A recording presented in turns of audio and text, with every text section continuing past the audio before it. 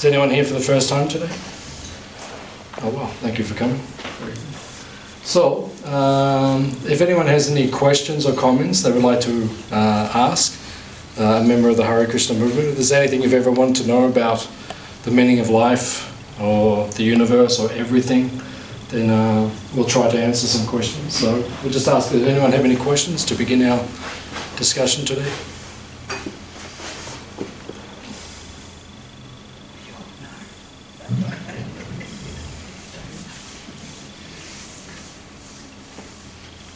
Any other questions?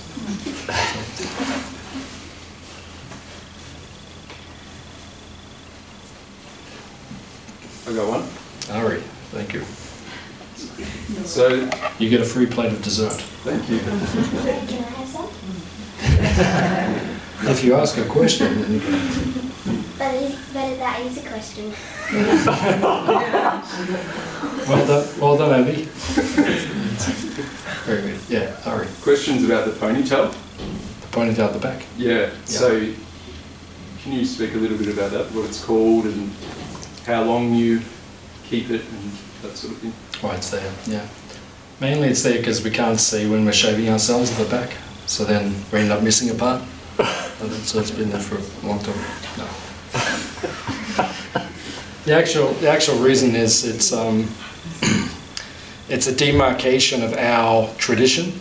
If you go to India, for example, or Southeast Asia, mainly India, you'll see many of the sadhus or saintly people, they shave their heads. Like the Buddhist tradition, everyone practically shaves their heads. And the monks, means like the Dalai Lama and so forth, he has a shaved head. So when you go to India, there's many groups who have the shaved heads, and quite often they wear the same colour robes, like their saffron or orange kind of robes also. So the shaved head is a sign of renunciation. That's why we shave our heads, to renounce this world like that. It just simplifies things. A lot of our ego is kept in our hair. Before I became a Hare Krishna, then I had a hairstyle like most people. And I remember the day that I shaved it, I moved into the temple, and the day I moved in, I said, I want to shave my hair, because I was ready. I was just like, I've had enough of this world. I just wanted to shave it. They said, hey, just calm down, just wait. So they waited about 2 or 3 days, and then I just kept insisting. So then they shaved it, and I just felt that as it dropped onto the floor of my hair, I just felt like my ego was just dropping away. Because we keep so much ego in our hair. So much of modern society is about superficiality, the way we look, and the way everyone's very conscious these days how they look and how their hair is and like that. So it's a sign of renunciation, of simplicity. It keeps life simple. You save a lot of money and a lot of time by not having hair.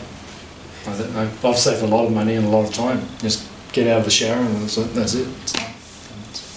So it's a way of making our lives simple and renouncing this world. But we keep in our tradition, the Hare Krishna movement, we keep this tuft of hair at the back. So the tuft of hair is actually called a shikha in Sanskrit, in the old Indian language. And shikha means a flag. So it's like a flag, like a flying in the wind.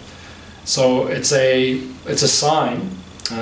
So if you go to India as an example, and you see the different groups, and like we have this particular tilak or this particular marking, and some of them have like 3 lines across. There's Shivites, they follow Lord Shiva. And so many have shaved heads, many wear the saffron or similar clothes, but it's a way of showing who we belong to. So Buddhism, as an example, they shave everything because they renounce this world. But Buddhism does not speak about a god or about a higher personality. Whereas in our tradition, we renounce this world, but we keep one attachment, which is to God as a person, or Krishna. Krishna as a person. So it shows that we have a particular philosophical outlook, or a particular philosophical persuasion. So if you go to India, it shows which group we're in, like that. And yeah, so that's why we do it. It's like a symbol or it's a sign of our faith, where we lie in terms of our philosophical persuasion like that. Of course, it's an external thing. It's not important ultimately what we look like, what our hair's like, or what our clothes are like. These things are externals. But because I am a full-time practitioner in our particular lineage or our particular discipline or heritage, then it helps me to identify with my heritage like that, and it helps other people to identify who I am. Just like if I'm walking through an airport, if I'm traveling to India or something, I'm going through, quite often people come up to me and say, are you Hare Krishna? And I say, how did you guess? Because I say, you've got the hair and you're wearing the robes and like that. So it's a way of, just like the policeman has a uniform, so then people in the public, they can understand, that's the policeman, that's the ambulance officer, that's the doctor. They'll dress in a particular way. So it also assists the public in understanding who we are, so that they can approach us, and quite often they have questions or, like that. So that's the main reason why. Good question. Any other questions? Just like, yes, ma'am. You can identify men, with the seeker, but then say with the woman, how would you know which, sampradaya the woman is in? How do you sort of work that out? Well, there's still some external markings which are like the tila. Yeah, the tila, like the particular face paint. So you have the particular like that. You're wearing the sari, so that's all the different faces will wear the sari like that. But then you'll have the particular sign, and also you have the kanti mala, which means the sacred wood like that. So there's certain signs which to you. Whereas the Shivites, their women will not dress like that. They'll wear rudraksha beads, and they have a different type of tilak. So there's certain ways. It's a little bit easier with the men, but still some ways. But I think you're with the Hare Krishnas. Good. Any other question?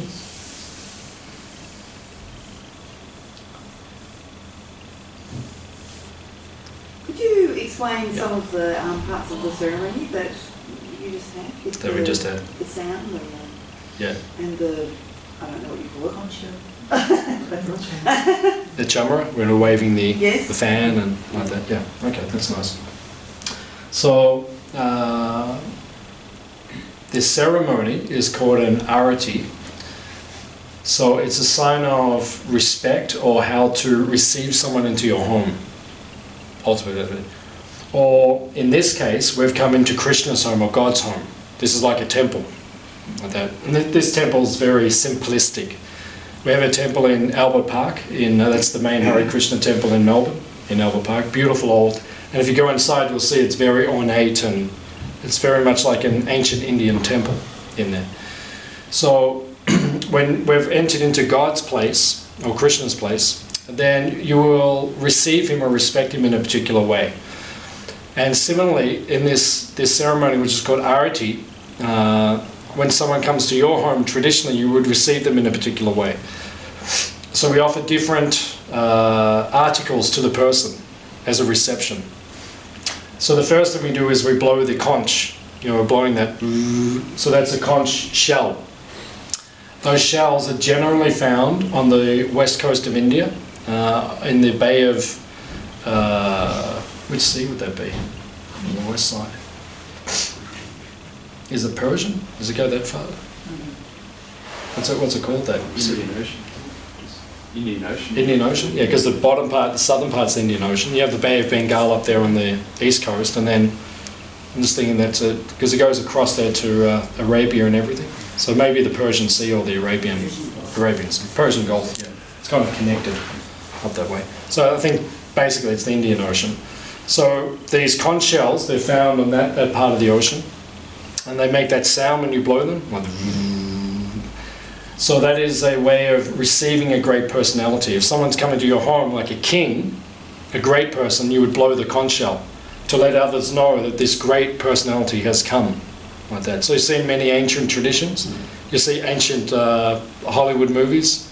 You're like, and Cleopatra and things like that. They're blowing the bugles and so forth. Like that. So it's a similar kind of reception like that. When the great person comes, they'll blow the boom, the conch or the bugles, beat the kettle drums and like that. So we're saying that God, we've entered into His place, and we only have pictures here. We don't have like actual statues like they do in the traditional temples. But we're saying now we're going to face our attention on God. So we're blowing, everyone please put your attention this way. We're about to honor God or Krishna. So then the first article that we offer is the incense, agabati. So the incense creates a nice aroma. So like when someone comes to your house, you want it to smell nice. You'll put these days, I don't know what you'll do. You run around the house with some spray or something. I don't know what people do, but generally we offer incense like that. So in our house, if you come to our home, then generally it will smell nice. People often walk in, oh, it smells very nice. We'll burn the incense. So it's an offering to prepare the place, the senses, to make the senses, to please the senses of a person who's about to come, then you make it smell nice. The second article that we offer is the lamp. So you saw us offering like the fire, the ghee lamp. So traditionally, that's how you would light the house. These days we just go click and then that's it, the house is lit. But in the olden days, they would go around and they would light the lamps within the house. So that's what we were doing. We were offering light. We're saying now we're lighting the place for your reception. Someone comes to your home, you turn the light on. That's just normal. But in the old days, you go around and candles and light that. And then the third article is the water. Now, so when someone has travelled a long distance, in the old days, people used to travel by foot. These days, we just drive. Just drive from Moriak to here, get out of the car, you walk in, then you get back, and you go back to Moriak. So that's easy. But in the old days, people would walk. So you would have walked from Moriak to here. So by the time you get here, you want to refresh yourself. So we offer water to you. We'll bathe your feet or your legs. We'll say go and have a shower, refresh yourself. Here's some water to drink. So, when someone comes to your home, you offer water. That's like the minimum kind of standard. So to refresh. And then the next article is the cloth. So we offered like a piece of cloth. So generally, in a very cultured society, they still do this in India. When I go to India sometimes, I go to someone's house who lives in India, and when you're leaving, they'll give you a dhoti, like a cloth, something to wear, like how we dress, like our robes, like that. So when someone comes to your home in a very cultured society, in the ancient societies, you would offer someone something fresh to wear, because they've just walked all day to your house. You've walked from Moriak to here. So after you have a shower, say, oh, would you like some fresh clothes? So that's it. The cloth is representing that. I'm offering some fresh clothes to you. So it's a very cultured society. These days we don't do like that. Plus it only takes 5 minutes. Just drive over and drive back. Society has changed. But in the ancient days, this is how we would receive someone. And then the next article is the flowers. So you'll see we have like the garlands, which are there on the pictures. Prabhupada has a garland. Sharini's made some beautiful flower garlands. So when someone comes to your home in a traditional culture, you would string a garland of flowers, just like if you go to Hawaii and you get off the plane, they put a lei on you, and then they do a dance for you. It's part of the culture, like that. So they put a lei, everyone gets like a flower garland. So in a traditional culture, if someone comes to your house, you put a garland on them. You say, welcome. It makes you feel special. You've got a nice garland, beautiful flowers, smells nice, fragrant, refreshes the mind, refreshes the senses. And then we offer the chamara. And so chamara was the yak tail. So the yak tail is coming from the yaks in the Himalaya. So you see that like that fan. So you see in the ancient movies, they would fan the king. Cleopatra and like that, they'd have someone fanning them. So with the yak tail, so that's, especially in summertime, it gets rid of the insects and it creates a nice breeze like that. These days, if someone comes to your house that's hot, you just put the fan on. But in the old days, someone would fan you like that. So it's part of the way, it's called arati, it's a way of receiving someone into your home. So it's an ancient ceremony where we're conducting to say the focus is on God, it's on Krishna, we're receiving Him, we're inviting Him to be present, and all attention should be focused on Him for a few minutes. Because most of our lives, most of our days, we're not focused on Krishna, on God. These days we're focused on everything else but. Basically. We're distracted. So that's why we have a temple, that's why we have a place where people can come and they can focus their attention. At least for a few moments. So then you also asked about the sound we're doing. So we were playing traditional instruments. The drum is called mridanga. Mridanga literally means walking drum. So you could see I could walk with it, I could still play it, I could dance and walk and spin and like that, you can still play it. So it's literally called a walking drum. So it makes a particular sound. It's considered to be very auspicious or creates a very pleasant sound like that. So it accompanies our kirtan or our chanting. And then we have the kartal. The kartal is the metal cymbals which keep the time. The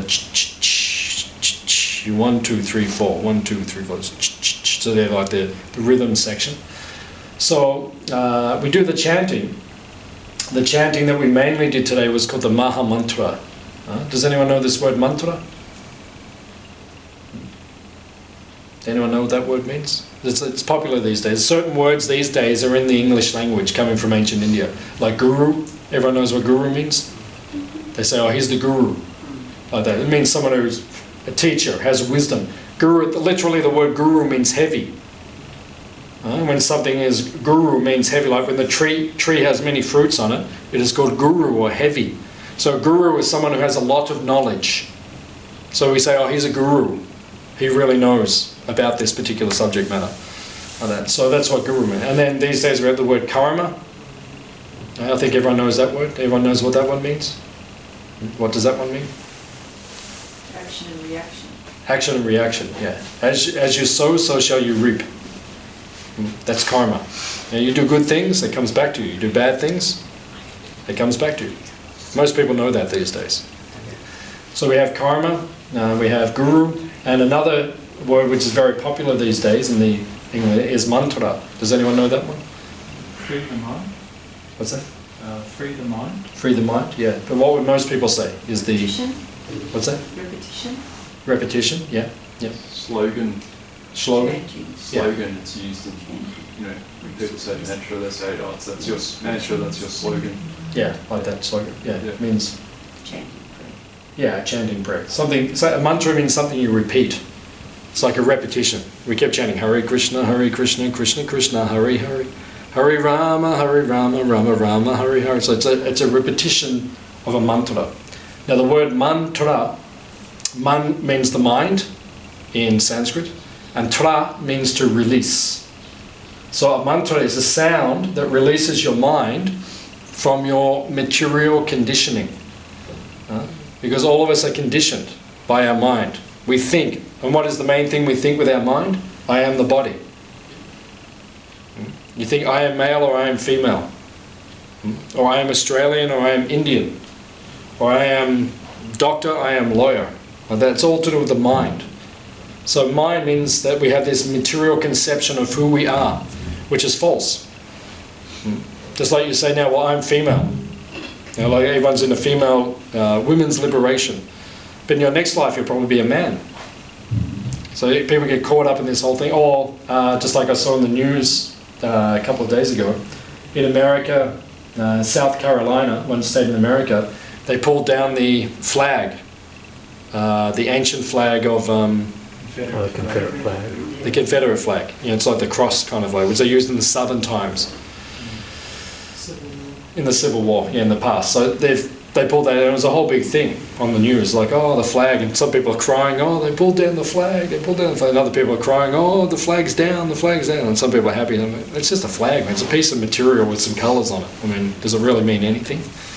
It represents something, right? We're aware of that, but people these days, they get so much into the body and identify with something false and temporary.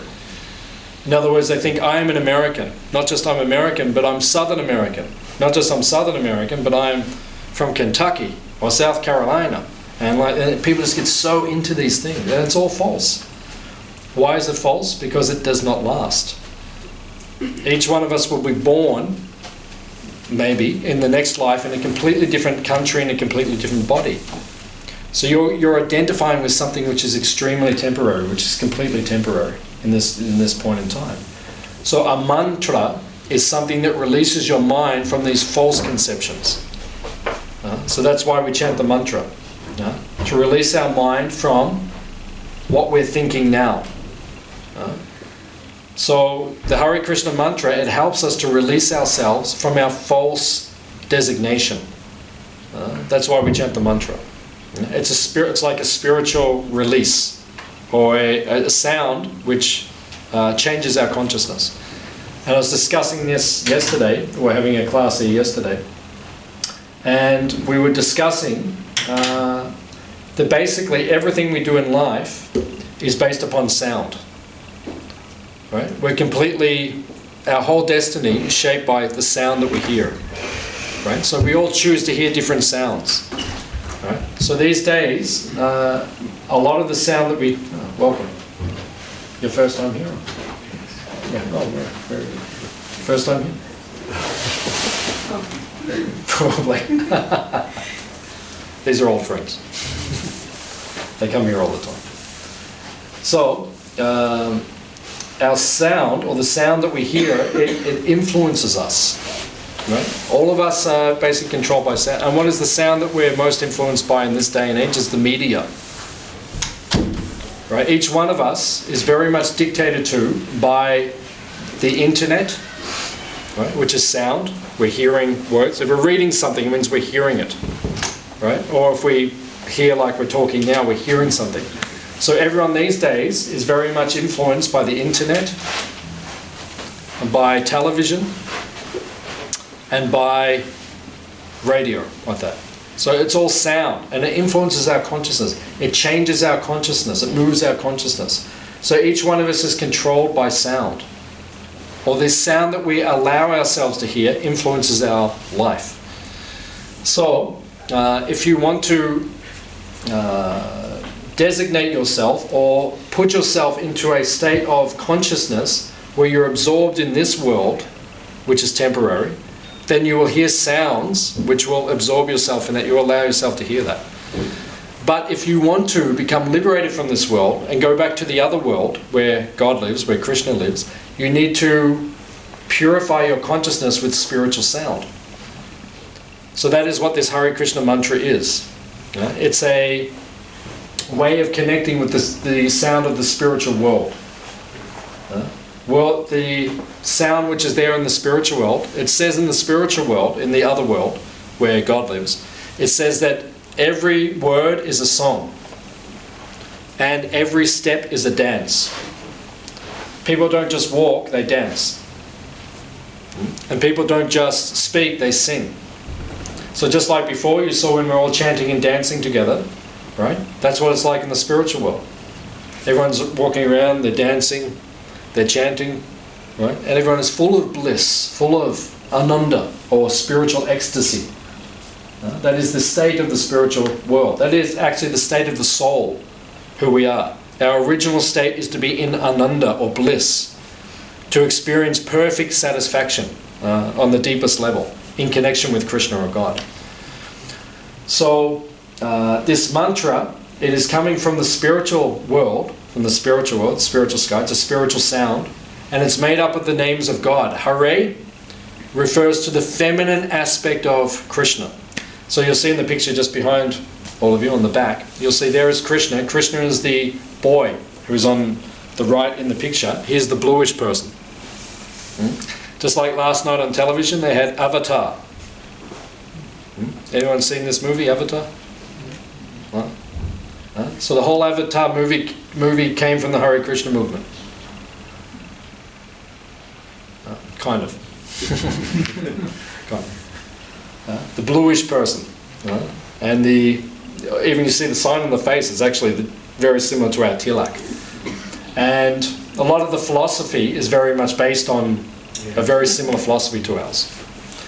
And the word avatar means one who descends. It actually comes from Sanskrit. It's a Sanskrit word. So it's very much based on our philosophy. It's very similar to our philosophy. So Krishna, he is the male aspect of God, and Radha, who is next to him, she is the feminine aspect of God. So when we chant Hare, Hare refers to Radha, the feminine aspect of God. Because if you want to approach the man, you need to go through the woman. Because the woman is the softer side of man. So if you want to get close to the husband, then you please the wife. That's basically the system. So she is the feminine side. So we say Hare, we invoke her mercy upon us, her favor upon us. And then we approach Hare Krishna. Krishna means God himself, Krishna himself. And then Rama is also another name. So this is spiritual sound. This mantra is made up of names of Krishna, God. So when we chant it, then we become purified. So as members of the Hare Krishna movement, we are chanting this mantra in a meditative way, on beads, in a meditative form. It's called japa. We're doing this for 2 hours every day. That's part of our discipline. We get up early in the morning, we chant on the beads. So by chanting this sound, this spiritual sound, it affects the consciousness. The consciousness becomes affected. We're all affected by the sound we hear. If you're hearing this Maha Mantra, right, or this spiritual sound regularly, it purifies the consciousness. The Hare Krishna mantra, it makes the consciousness purified and closer to God. And then you feel deep satisfaction within the soul, within the heart.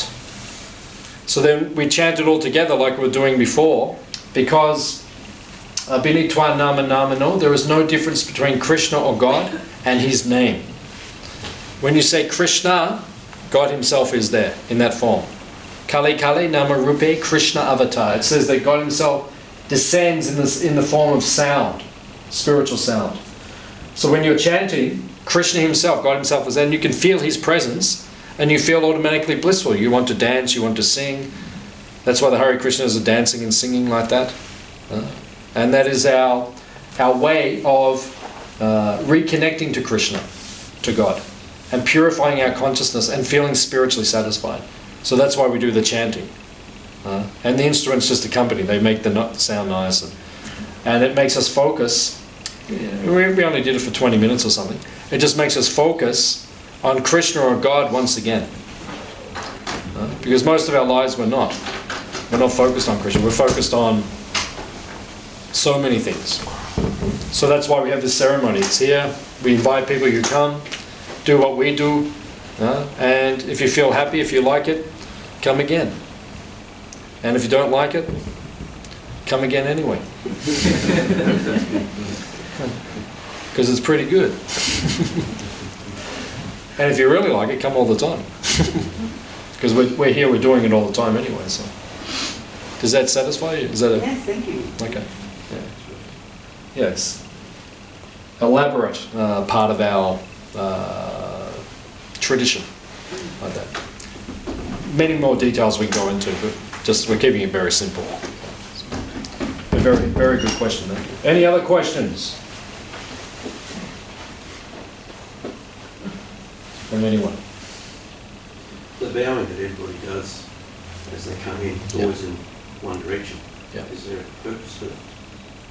Yeah, because when someone is a very great personality, then you offer your left side to them in respect. It's part of like the tradition. It is said that when the person is physically present on the earth, when they're alive, you offer the right side, but when they are not physically present on the earth anymore, then we offer the left side. That's like, it's a technicality within the tradition. So that's why when they come to the temple, they're always facing with the left side towards the altar, like that. Sign of respect. So why is it that we, I'll take it a step further, why is it that we bow down? Because we're showing respect, ultimately, to our Creator. And it's a way of submitting yourself. Just like, I used to watch the cowboy and Indian movies when I was a kid. So the cowboy would, point the gun and he'd say, hands up. So you just go. Someone's pointing a gun, you just go like that. So that means submission. It means I'm yours. You do what you want. Because at this point in time, there's not much negotiation. I'm yours. So when we bow to Krishna, it's a way of showing us we're bowing our head. When someone's laying in front of you on the ground, you can do whatever you want to that person. Right? So it's a way of showing, I'm yours. I'm surrendered to you. I bow to you. I respect you. Like that. But we do it in a loving way. That's why when we come to the temple, we bow down and we show that. But the most important thing is what's in the heart, the mood which is in the heart. So we come down, we bow down to show that, I am your servant. Because ultimately all of us are created for one reason. Why do we exist? Right? The reason we exist is to serve. That's why we're here. So all of us are meant to serve each other and ultimately Krishna or God. So we have come to serve, and when we bow, it's just showing we're in that mood, that I'm bowing before you, I am humble, I'm bowing before you, and I want to serve you. Now please instruct me, what can I do? And in India, quite often when we do namaskar means we put our hands together and we offer respect. You see in India they're always like that. So when we say that, quite often we say dasosmi. Dasosmi means I am your servant. Yeah, dasosmi. How can I serve you? What can I do for you? Dasosmi. So that is the consciousness. So when we bow down, we're trying to put ourselves in that consciousness. Even Prabhupada's the founder of the Hare Krishna movement. He left this world in 1977, but he's the one who brought it from India and started the whole Hare Krishna movement. Even some of his followers, they said to him, Prabhupada, sometimes we don't feel like bowing down. What should we do? And he said, do it anyway. Because then the feeling will come. So that's why we do these things. We bow down because we're trying to put ourselves into that consciousness that we are the servant. And gradually it'll just be spontaneous, natural. Does that answer you? Yeah. Yeah, good. Any other questions? Yes. Someone's too shy to ask this, so I'm just going to ask. What's the the covering there in front of the altar at the moment? What's going on at the moment? Yeah. Yeah, it's good. So behind the cover, we're offering the food to God, to Krishna. So generally these days, because we've lost touch with our spiritual culture, in these days we just cook something and then we just eat it. But in a spiritual culture, when you cook something, you first offer it to Krishna or to God as a sign of respect. Because where did the food come from? Where did all the ingredients come from? Where does the wheat come from? Where does the rice come from? Where does the vegetable come from? Where's the milk? It all comes from Krishna, from God. He created it. So we're offering it back to Him, saying thank you for these ingredients. I offer it to you in respect. There's like Tarina's just brought the offering in, the feast. So she's offering it to Krishna as a sign of respect and love. Just like if someone comes to your house, you cook a nice meal, and then you sit them down and you serve it to them. Someone doesn't come to your house, you don't make up a plate and start eating it, and then you say, would you like some? No, it's for them. You're cooking for them, and then you secondarily enjoy, but your main enjoyment is seeing them happy. So when we cook for Krishna and we're offering it to Krishna, our consciousness is that it is for God, it is for Krishna. We want to make Him happy first. Right? And if He wants to, if He leaves us any, then we'll have something to eat as well. And so far, my experience so far is that He usually leaves something. So we all get to have something. But the point is, in our consciousness, we're putting Him first. So what is that teaching us? That is teaching us love. Because what is the nature of love? Love means the other person is first. That's actual love. These days, the main problem with the world these days is that people are too much egocentric, which means we put ourselves first, too much. But it doesn't matter what is happening to us as much. The more important thing in life is the other person happy? Is the other person satisfied? And that's the way to true happiness or deeper happiness. So in our philosophy, in our tradition, we offer the food to God, to Krishna first. Is He happy? Is He satisfied? Right? And if you live your life in that way, making sure that Krishna or God is happy and satisfied, you'll be completely happy. You'll be the most happy person. And we see Prabhupada is the founder of our movement. He was completely dedicated to Krishna, to God, and he was the most satisfied person that we've experienced. So that's what we're doing. We're offering the food to Krishna. And if there's anything left, you might get some too. But he has to eat first. Okay. Does that answer your question? Yeah. Abby? Very good question. Very intelligent girl. Who's your father?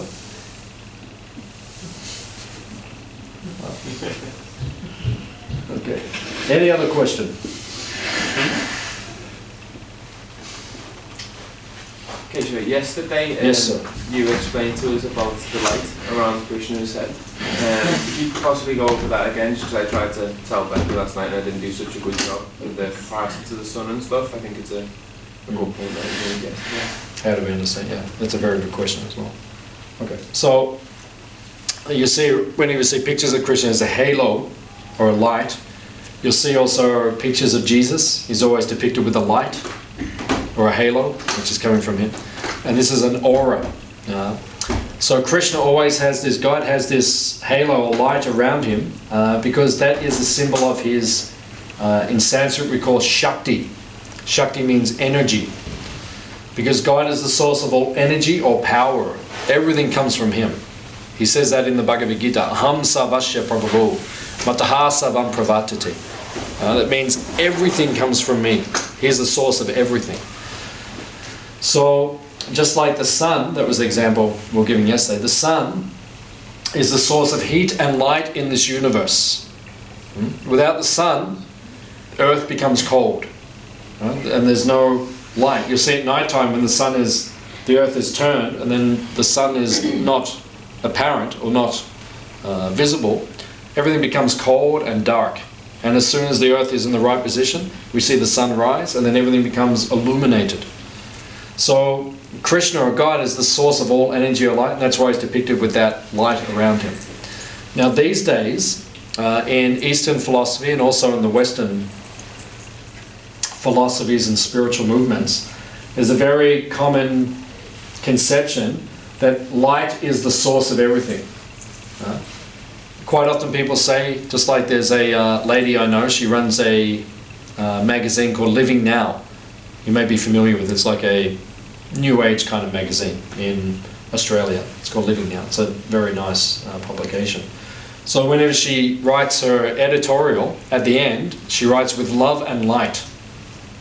So it's very popular these days. People think spirituality means that when we die, our soul merges into this light, this like homogeneous cosmic energy or light. So that is compared to the energy or the light which is emanating from Krishna. It is just like energy or light is homogeneous. But the goal, according to our philosophy, is not to merge into that light, but rather to serve the source of the light, the person. Now, what is the advantage of serving the person as opposed to the light?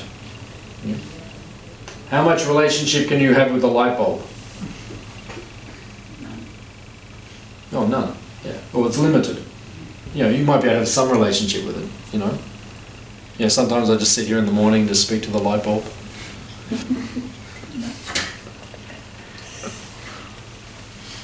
It's good to see you today. Are you warm? Well, it's like, what's there? There's nothing there. It's a light.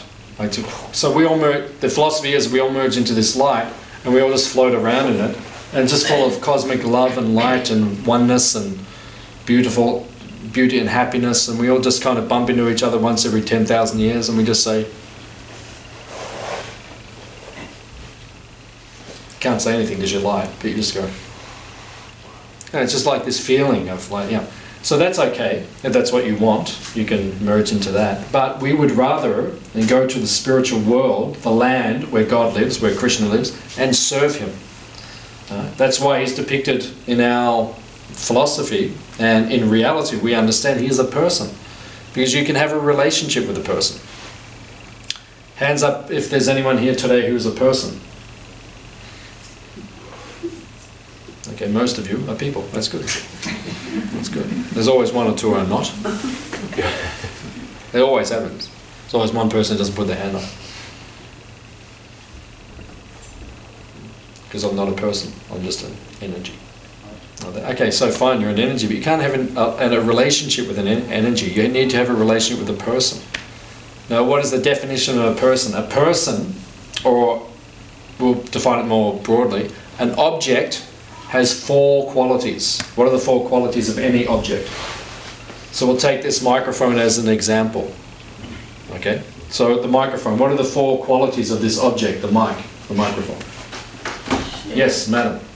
It gives you sound. It gives you sound. So that would, you could say that would be its purpose or its activity.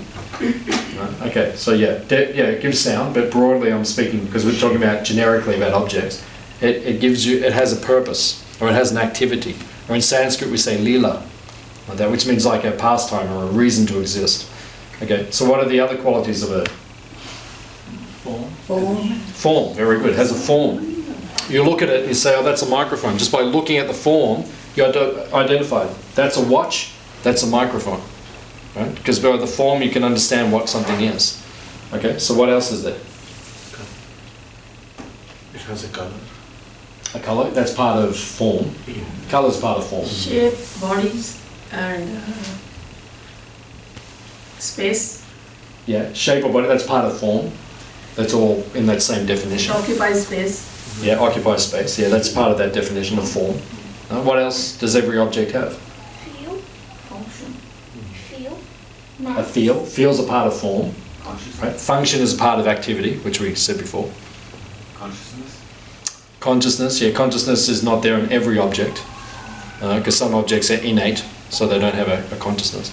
It's got mass. It's got mass, that's part of form. That's how we define form. So every object has nama, rupa, guna, lila. This is Sanskrit. Nama means a name. We say it's a microphone, or that's a watch. So by name we define something. And then it has a form, it has a particular way that it looks. And then it has a guna. Guna means qualities. You know, if I touch it, it's cold, right? It makes sound. So we know everything has qualities. And then lila. Lila means a purpose to exist, or a pastime, or a reason. So every person has these 4 things. So when you have these 4 things, when you have a name, a form, quality, and a reason to exist, then we can relate to you. You can't relate to a light, because a light does not have name. I mean, it does in one sense, we say it's light, right? It doesn't have a form, it's just kind of spread everywhere. It does in a sense. It doesn't have qualities. In a sense it does, because it's light and it's heat. And there's not really a purpose for it to exist, except it just illuminates everything. But what I'm trying to explain is that if your ultimate concept of God or reality or spirituality is just light, it's limited from what you can exchange with that. Whereas if Krishna or God is a person, we can have so much fun with him. Just like you look in all the pictures where Krishna is, what's he doing? Having fun. Enjoy life. Enjoying life, yeah, having fun. What does he do? You look in that picture, right? He's sitting there with his cows. He's playing a flute.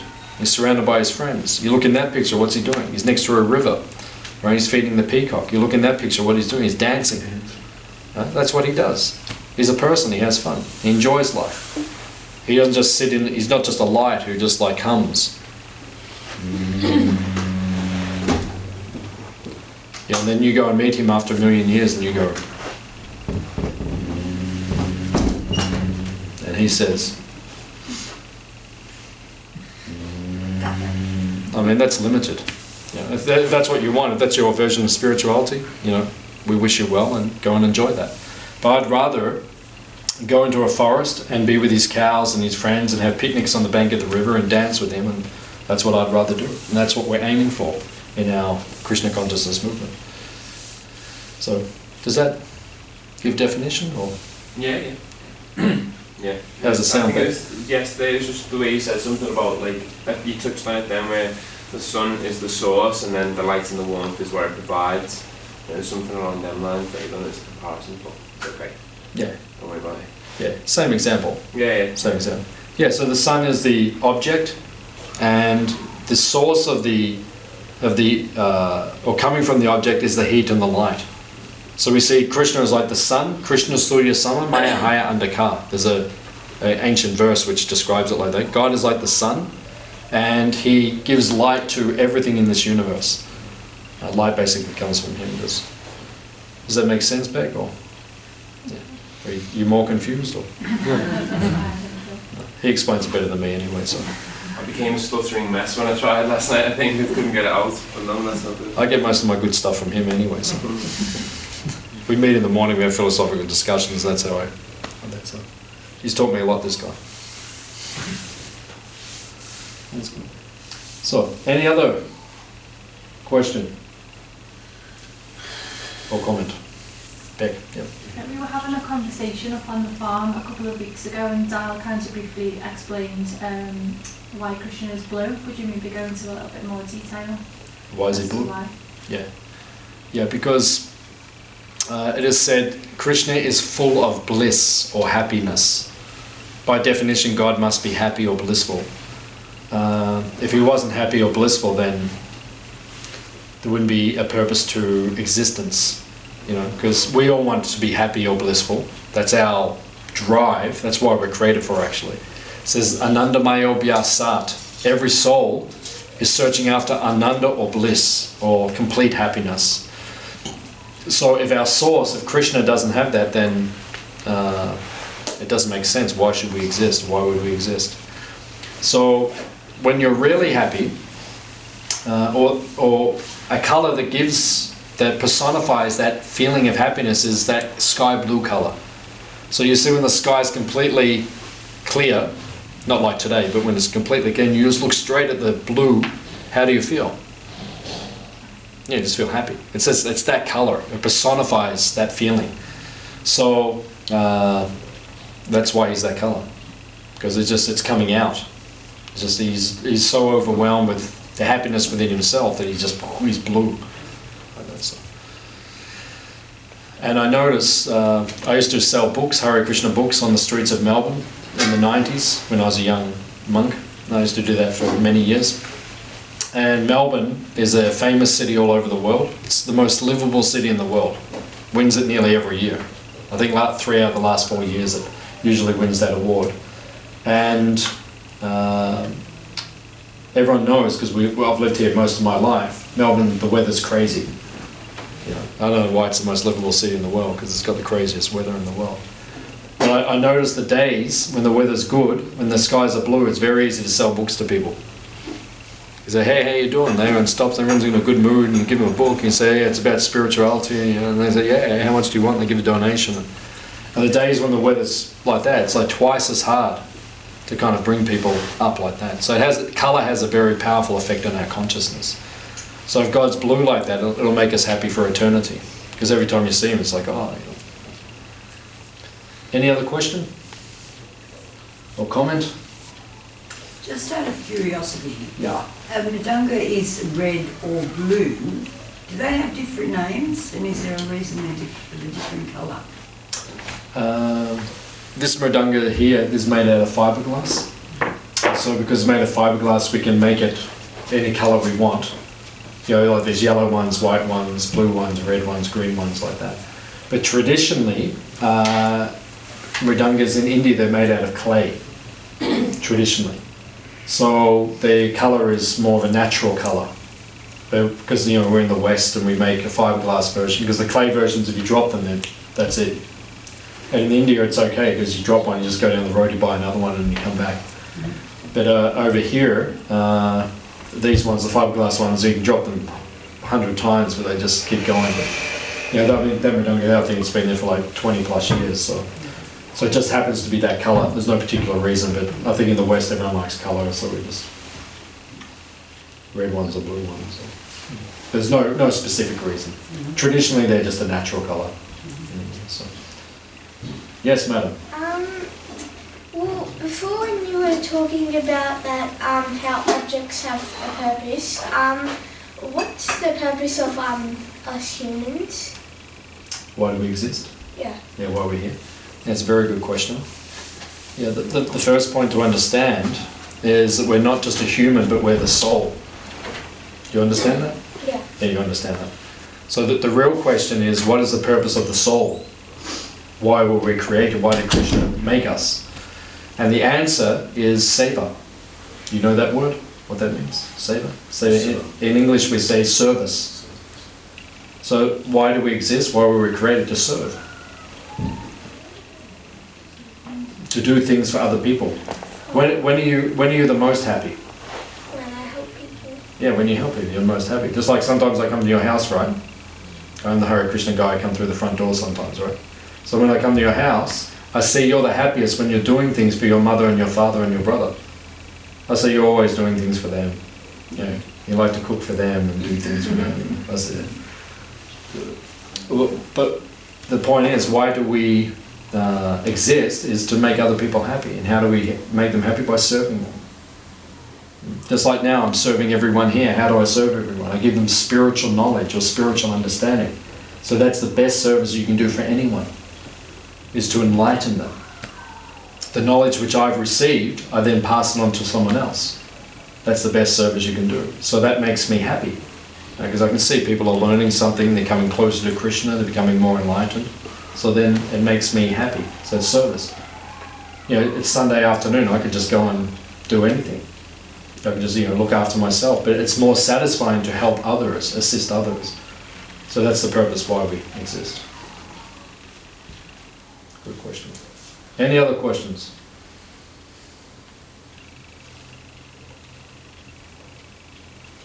Just about the colour of Krishna. So a few things I've read, there's different pictures. Sometimes he has a very light colour, and sometimes he has a colour like dark cloud, and is described as a dark cloud. Can you, I guess this is a big topic, but briefly explain, because before you were saying that he's blue, and you look in the sky, there's a nice feeling. Can you maybe talk about perhaps the other colours and why they're there? Yeah, well, no one actually knows what he looks like in this plane, because none of us have seen him directly like that. We may have seen him a long time in the past, but we haven't seen him for a long time. But it's described, sometimes it's described differently. Sometimes it says that his name is Sham. Sham is a bluish black, like a monsoon cloud. So that's more like that colour in that picture. He's more like a bluish black. It's more like a cloud colour, like a bluish black. And other times it's said he's like more like a blue, like that. So sometimes it's depicted more in a brighter blue, and other times it's depicted more like that. But it's described that we can't actually fathom or understand what he actually looks like. It's just an artistic impression. So as long as he's bluish or bluish black, then at least that's representing, and we can understand. It gives us just an idea of what he must look like, but until we see him. But it says when you see him, it's so overwhelming, and it says that the colour is so striking, practically you lose consciousness just by seeing him. He's so beautiful. So it's not really, it's very difficult to describe from this level of experience, because we're dealing with spirit and we're covered by matter. So what's our perception? We've got a body, a rupa, a form, which smells. But it says that his form, it emanates a fragrance which is so intoxicating. It says that every flower in this world is a partial, like a drop of the reflection of the natural fragrance which comes from him. The most fragrant flowers, that's just like a portion of his fragrance, of how amazing his fragrance is. So everything about him, when we actually meet him, it's far beyond our ability to understand in this world. And it says of all the flowers in this world, which flower has the most of his fragrance within it? Jasmine. Jasmine, gardenia. Any other preferences? Frangipani. Frangipani? Yeah, frangipanis are amazing. Yeah. Any other? Rose? Yeah, roses are amazing. Gulab? Rose. Yeah, it says of all the flowers, the one which has the most of his fragrance contained within it is gardenia. And when you get a potent gardenia, it's almost intoxicating. Like that. Has the most of his fragrances in gardenia. very close behind is jasmine, frangipani, rose. They're all beautiful, but you know, the gardenia, when it's full of fragrance, they're amazing. Any other questions?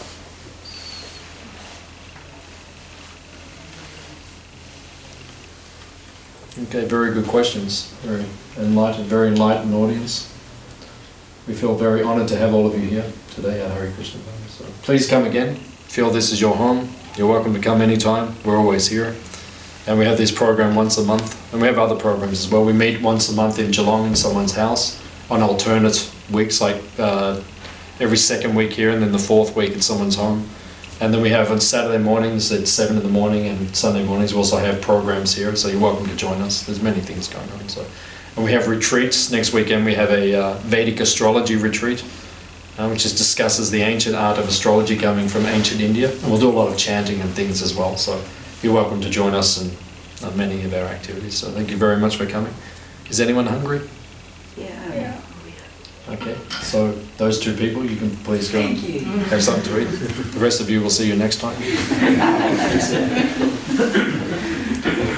Yeah, if you can help us, just go to the kitchen. We'll get the pots there. We'll bring them into the dining room. Then we'll go into the dining room. It's nice and warm, and then we'll have something to eat together. Thank you very much.